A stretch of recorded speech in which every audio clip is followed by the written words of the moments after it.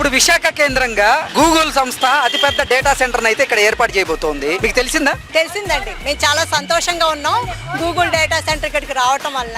ఎంత అంటే మేము మాటల్లో కూడా చెప్పలేమన్నమాట. సో ఇదంతా కూడా మన రాష్ట్ర విద్య, ఐటీ, ఎలక్ట్రానిక్ శాఖ మంత్రి అయిన లోకేష్ గారి ఆధ్వర్యంలో, ఆయన సహకారం వల్ల, ఆయన సంకల్పం బలంతో, ఆయన ప్రతిభ, ఆత్మవిశ్వాసంతో గూగుల్ అనేది ఇక్కడికి వచ్చింది.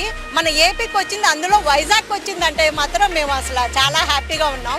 ఇంత అంతని మేమైతే మాటల్లో చెప్పలేము. సో దానివల్ల చాలా మందికి ఉద్యోగ అవకాశాలు వస్తాయి.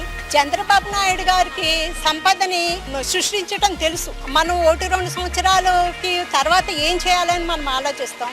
ఆయన అయితే ఒక 20-30 years ముందుకు వెళ్ళిపోయి విజనరీగా ఆలోచిస్తారు. అది అందరికీ తెలిసిన విషయమే. సో అదే బాటలో మన లోకేష్ గారు నడుస్తూ ఆయన ప్రతిభని, ఎంతో మంది ఎన్నో మాటలు అన్నారు, కానీ వాళ్ళందరి నోళ్ళు మూయించేలాగా ఆయన ప్రతిభతోటి మనకి గూగుల్ అనే సంస్థను తీసుకొచ్చారు. సో దానికి మాత్రం చాలా సంతోషంగా ఉంది.